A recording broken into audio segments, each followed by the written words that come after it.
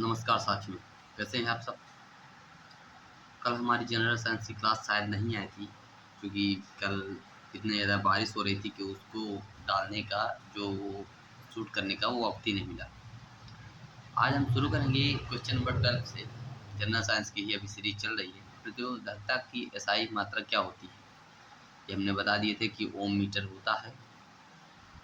ओम metre, तो इसका D option सही है। यानी जो R बराबर रो L अपॉन ए होता है, वहीं से आता है और वहाँ से निकलता है R बराबर रो L अपॉन ए। वहाँ से हम देखते हैं यहाँ पर लिखा हुआ है कि प्रतिरोधकता की एसआई इकाई ओम मीटर होती है। पदार्थ की प्रतिरोधकता चालक की प्रकृति और तापमान पर निर्भर करती है। आगे चलें क्वेश्चन नंबर 13 पे। निम्न में से कौन सा एक मात्रक नहीं है? एसआई मात्रक नहीं है। मेन क्या है? कौन सा मात्रक नहीं है? एक एसआई मात्रक नहीं है। तो कैलोरी है कि नहीं है? एम्पियर है कि नहीं है? न्यूटन है कि नहीं है? ओम है कि नहीं? देखिए, जो कैलोरी होती है वो एसआई मात्रक नहीं है, क्योंकि इसकी जो एसआई मात्रक होती है वो जूल होती है। यहाँ पे लिखा हुआ है कि ये देखिए, यहाँ पे लिखा हुआ है कि जो ऊर्जा की एसआई मात्रक होती है वो जूल होती है। 1 जूल बराबर 4.18 कैलोरी होती है। तो calorie can be convert in the terms of joule and joule can be convert in terms of calorie, but calorie is not a SI unit. यानी ये नहीं है। अब बाकी तीनों हैं, यानी ये भी है, ये भी है और ये भी है। इस प्रकार से कहें तो जो हमारा ऑप्शन होगा कि कौन सी एसआई इकाई नहीं है, तो कैलोरी इसका सही आंसर होगा। यहाँ लिखा गया है कि कैलोरी ऊर्जा या ऊष्मा की सीजीएस प्रणाली में इकाई है, जबकि ऊष्मा या ऊर्जा की इकाई मानक इकाई स्टैंडर्ड इकाई प्रणाली में जूल होती है। एम्पियर ए विद्युत धारा का एसआई मात्रक, न्यूटन बल का एसआई मात्रक तथा ओम प्रतिरोध का एसआई मात्रक होता है। बल जो होता है वह धक्का या खिंचाव होता है जो किसी वस्तु को उसके स्थान से मतलब उसकी स्थिति को परिवर्तित करने का प्रयत्न करता है। विद्युत धारा जो होती है वो धारा जो होती है वो प्रवाहित होने वाले आवेश की दर जो होती है वो विद्युत धारा कहलाती है। और विद्युत प्रतिरोध जो होता है धारा के प्रवाह में लगाया जाने वाला अवरोध जो होता है, ये रुकावट होती है, उसे हम प्रतिरोध कहते हैं। इसे आर से प्रदर्शित करते हैं। ओम इसका मात्रक होता है। लंबाई का एसआई मात्रक क्या होता है? फीट, इंच, मीटर, मील। एक मील जो होता है वो लगभग 1.6 किलोमीटर के बराबर होता है, 1.6। एक फीट जो होता है वो 12 इंच के बराबर होता है लगभग, और 1 इंच जो होता है वो 2.52 सेंटीमीटर के बराबर होता है। ये ठीक है। तो इस प्रकार से जो इसका सही आंसर हुआ वो क्या हुआ? सही आंसर जो इसका होगा मीटर। हमें याद रखना है दूरी का हमेशा लंबाई में ही आती है, तो लंबाई का मात्रक हमेशा मीटर ही होता है। यहाँ पे लिखा हुआ है लंबाई का एसआई मात्रक मीटर होता है। बात करें त्वरण का मात्रक निम्न में से कौन सा होता है? त्वरण का मात्रक जो होता है मीटर पर सेकंड स्क्वायर होता है। ये आता है कैसे? एफ बराबर एम इंटू ए से यहाँ जो ए निकालेंगे वो मीटर पर सेकंड स्क्वायर, क्यों एफ बराबर एम इंटू ए लिखेंगे तो ए जो आएगा वो एफ बाई एम आ जाएगा। यहाँ एफ जो होता है वो द्रव्यमान गुणे त्वरण होता है। एम इंटू ए कदम है, मीटर पर सेकंड स्क्वायर यहाँ पे लिखना है। किसी वस्तु के वेग में परिवर्तन की दर को त्वरण एक्सेलरेशन कहते हैं। इसका मात्रक मीटर प्रति सेकंड स्क्वायर होता है। यह एक सदिश राशि, सदिश राशि यानी वेक्टर क्वांटिटी। ऐसी क्वांटिटी जिसमें परिमाण के साथ साथ दिशा की भी आवश्यकता होती है उसे वेक्टर क्वांटिटी कहते हैं। जैसे बल जो है वह एक वेक्टर क्वांटिटी है, क्योंकि बल निर्धारित करने की दिशा, किस दिशा में बल लग रहा है ये हमें ज्ञात होता है। अब आगे देखते हैं। क्वेश्चन है विद्युत प्रतिरोध का मात्रक क्या होता है? तो अभी मैंने बताया कि विद्युत प्रतिरोध का जो मात्रक होता है वो ओम होता है। तो विद्युत प्रतिरोध का मात्रक क्या हुआ? ओम हुआ। वाट जो है ये शक्ति का मात्रक होता है। कूलाम जो है ये आवेश का मात्रक होता है, और जो न्यूटन है ये बल का मात्रक होता है। यहाँ पे सेम यहाँ लिखा गया है कि शक्ति का मात्रक वाट, विद्युत परिपथ का मात्रक प्रतिरोध का मात्रक ओम, विद्युत आवेश का मात्रक कूलाम तथा बल का मात्रक न्यूटन।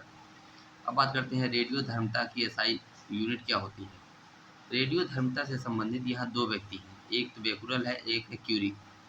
मैडम क्यूरी ने भी रेडियो धर्मिता पर काम किया है, बेकुरल ने भी काम किया है, लेकिन बेकुरल पहले व्यक्ति थे जिन्होंने रेडियो धर्मिता पर कार्य किया, इसलिए इन्हीं के नाम पर हमने रेडियो धर्मिता की एसआई इकाई को बता दिया है। क्यूरी भी इसकी एक इकाई है, लेकिन हेनरी बेकुरल वाली जो है वो बेकुरल जो है वो एसआई यूनिट मानी जाती है।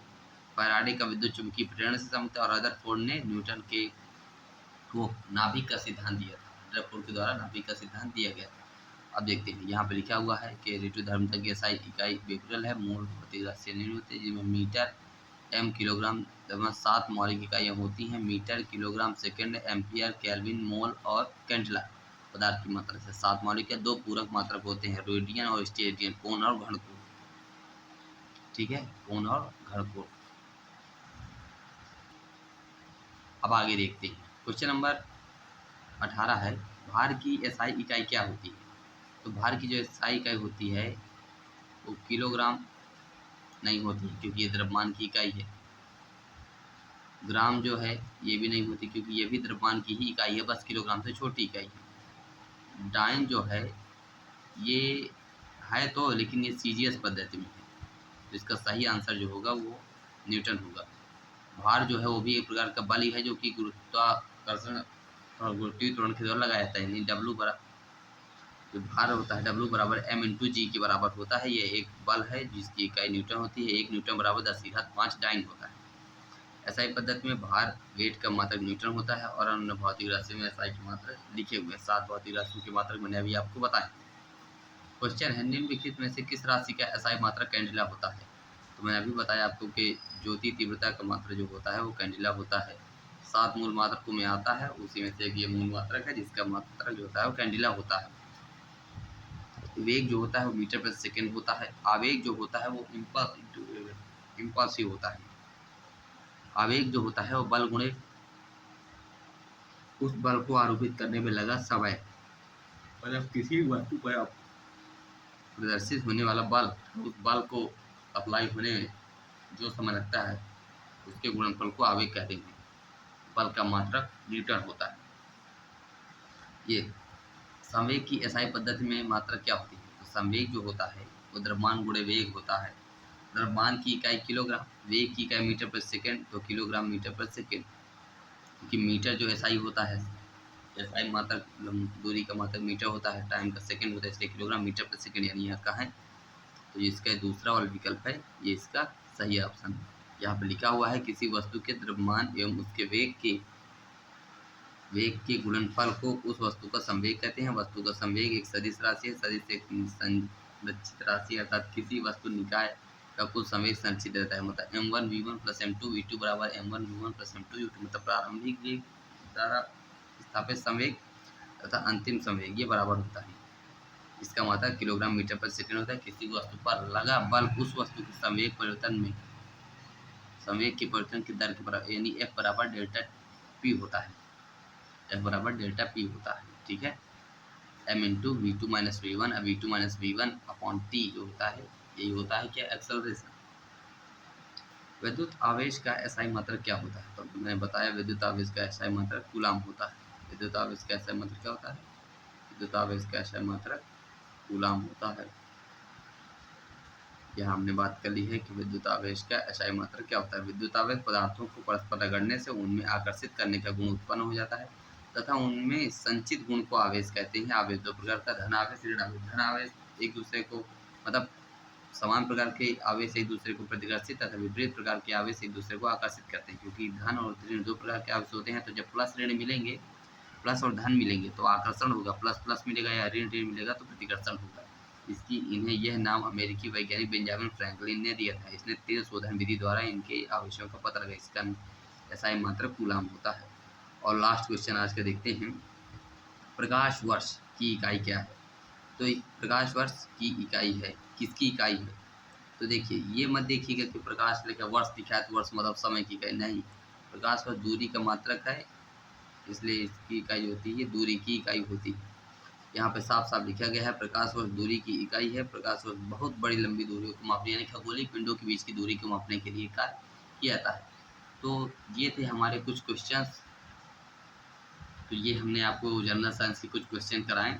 आप सभी का हमारे इस वीडियो को देखने के लिए तहे दिल से धन्यवाद, शुक्रिया। आशा करते हैं आपको ऐसे ही वीडियो हम देते रहें। हम प्रयास करते रहते हैं कि समय निकाल के हम आपको वीडियो बना सकें, परंतु इस समय कम मिल पाने की वजह से हम कम वीडियो डाल रहे हैं। आपका प्यार भी कम मिल रहा है तो थोड़ा प्यार भी बढ़ाइए, इसको शेयर कीजिए, अपने दोस्तों में सब्सक्राइब कीजिए चैनल को और अपना बेल आइकन ऑन कर लीजिए ताकि आपको सारी डिटेल्स मिलती रहे। तो आज की वीडियो में बस इतना ही। धन्यवाद, नमस्कार, राधे राधे।